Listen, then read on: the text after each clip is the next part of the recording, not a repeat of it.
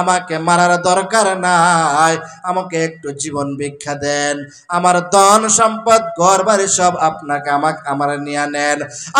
আপনাদের কাছে একটা অনুরোধ, আমি তো হারতে পারি না, আমাকে একটু কোন রকম বাহনের মধ্যে উঠাই দেন, মক্কার জমিনে ফালাই দেন, তাওয়াফ করতে করতে কাবার চত্বরে ঘুরতে ঘুরতে আমি যেন আল্লাহ তাআলা আমাকে ক্ষমা করে দেয়। ইতিহাসের কিতাবের মধ্যে পাওয়া যায় দীর্ঘ 40 বছর পর্যন্ত ওই লোকটা কাবার চত্বরে ঘুরে আর বলে আল্লাহুম্মা লাব্বাইক লা শারীকা লাকা লাব্বাইক ইন্নাল হামদা ওয়ান নি'মাতা লাকা ওয়াল মুলক। আল্লাহ রাব্বুল আলামিনের দরবারে যখন লাব্বাইক বইলা ডাক দেয়, আল্লাহ রাব্বুল আলামিন জবাব দেয় লা লাব্বাইক লা লাব্বাইক লা লাব্বাইক। ও হারুন, এই পর্যন্ত আল্লাহ তোমার হজ কবুল করে নাই, আল্লাহ রাব্বুল আলামিন তোমার হজ যেন কবুল করে আমি আল্লাহ রাব্বুল আলামিনের কাছে একটু মুনাজাত করি। কিন্তু বাইজিদ বুস্তামি রাহমাতুল্লাহি আলাইহি উনি হলেন মুস্তাজাবুদ দাওয়া। যখন ওই আল্লাহ তাআলার দরবারে দুখানা হাত বাড়ায়, আল্লাহ রাব্বুল আলামিন বাইজিদ বুস্তামির দোয়া কবুল করে। জোরে বলেন সুবহানাল্লাহ। মকুন সুস্তি দর নামাজে পাঞ্জগানা ফাওয়াইলুল লিল মুসাল্লিন আল্লাযিনা মুমিনারা ই নামাজ এমদাদ দা ইস্তাইনু আয়াতে কুরআব খা আয়াতে কদ আফলাহা ইয়াদ কুন গৌর কুন্দর মানি আজদিল সাদেকু। বাইরামার বাইজিদ বুস্তামি রাহমাতুল্লাহি আলাইহি মুস্তাজাবুদ দাওয়া, উনি দোয়া করার সাথে সাথে আল্লাহ রাব্বুল আলামিন তার দোয়া কবুল করতেন, তার মানে বোঝা যায় বাইজিদ বুস্তামি রাহমাতুল্লাহি আলাইহি 5 ওয়াক্ত নামাজের জাগাত 6 ওয়াক্ত পড়ছে। সূরা বলেন, বাইজিদ বুস্তামি কি 5 ওয়াক্ত নামাজের জায়গা 6 ওয়াক্ত পড়ছে? হ্যাঁ, বাইজিদ বুস্তামির জন্য কি দিন কি 24 ঘন্টা ছিল না 12 ঘন্টাই ছিল? জোরে বলেন। বাইজিদ বুস্তামি আমাদের মতো একজন মানুষ, 5 ওয়াক্ত নামাজ জামাতের সাথে আদায় করতেন, রমজান মাসে রোজা রাখতেন।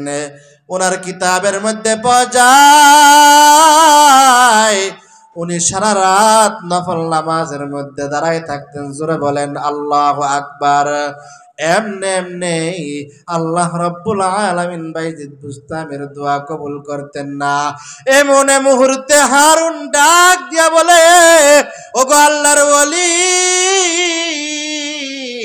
আমার ব্যাপারে আপনি একটু আল্লাহ রাব্বুল আলামিনের দরবারে বলেন, যাতে করে আমার হজটা আল্লাহ তাআলা কবুল করে নেয়, আমাকে আল্লাহ তাআলা মাফ করে দেয়। বাইজিদ বুস্তামি যখন হাত উঠাইবে, আল্লাহ রাব্বুল আলামিন ডাক দিয়া বলেন, ও বাইজিদ,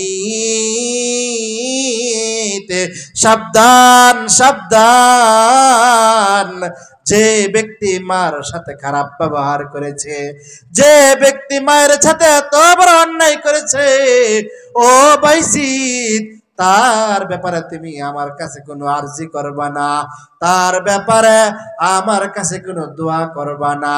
যদি তার ব্যাপারে আমার কাছে কোনো দোয়া করো, তাহলে আমি আল্লাহ কিন্তু তোমার উপরে নারাজ হইয়া, তোমার উপরে অসন্তুষ্ট হইয়া আমি আল্লাহ রাব্বুল আলামিন ওলির খাতা থেকে তোমার নাম কাইটা দেব। জোরে বলেন নাউজুবিল্লাহ। ভাইয়েরা আমার, আমাদের সমাজের মধ্যে এমন সন্তান আসেনি? জোরে বলেন। মনে হয় সদাসদি গ্রামের মধ্যে নাই।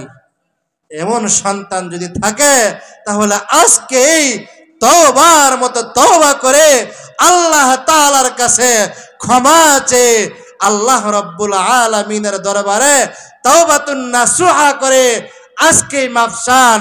আগে আপনার মায়ের থেকে ক্ষমা চান। আল্লাহ তাআলা যদি আপনার মা যদি আগে ক্ষমা করে অবশ্যই অবশ্যই আল্লাহ তাআলা আপনাকে ক্ষমা করবেন। মুহতারাম হাজিরিন, এই জন্য মায়ের সাথে কোনো খারাপ ব্যবহার করা, জোরে বলেন, মায়ের সাথে কোনো খারাপ ব্যবহার করা যাবে না। জুরাইজ নামক একজন ব্যক্তি ছিল। জুরাইজ জগৎ বিখ্যাত বুজুর্গ ছিল, জগৎ বিখ্যাত ওলিয়ে ছিল। এই জুরাইজের ব্যাপারে একটা কোলের শিশু সাক্ষী দিছে। জোরে বলেন সুবহানাল্লাহ। হযরত ইউসুফ আলাইহিস সালাতু ওয়াস সালামকে যখন জুলাইখার স্বামী মিশরের বাদশা অন্যায়ভাবে জেলখানার মধ্যে পাঠাইবেন, তখন একটা কোলের শিশু এরকম হযরত ইউসুফ আলাইহিস সালাতু ওয়াস সালামের ব্যাপারে সাক্ষী দিছিলেন।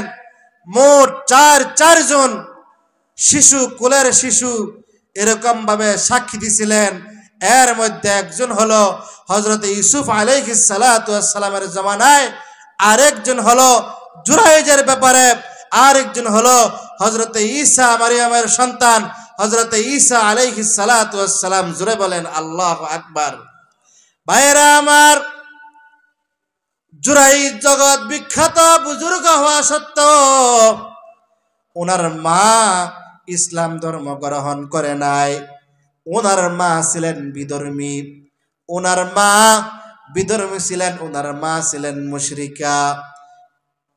জুরাইজ একটা হুজরাখানার মধ্যে এরকম নামাজের মধ্যে দাঁড়াইছে। নামাজ কেমন কেমন করে জানি এক রাকাত পড়ছে। দ্বিতীয় রাকাতের মধ্যে যখন আসছে, মা তো আর জানে না আমার জুরাইজ ঘরের মধ্যে নামাজ পড়তেছে। মা সন্তানকে ডাক দেয়া বলে, জুরাইজ। জুরাইজ এবার মুশকিলের মধ্যে পইরা গেছে। অথচ নামাজের মধ্যে দাঁড়াইলে আল্লাহ তাআলার সাথে সাক্ষাৎ হয়। নামাজের মধ্যে দাঁড়াইলে আল্লাহ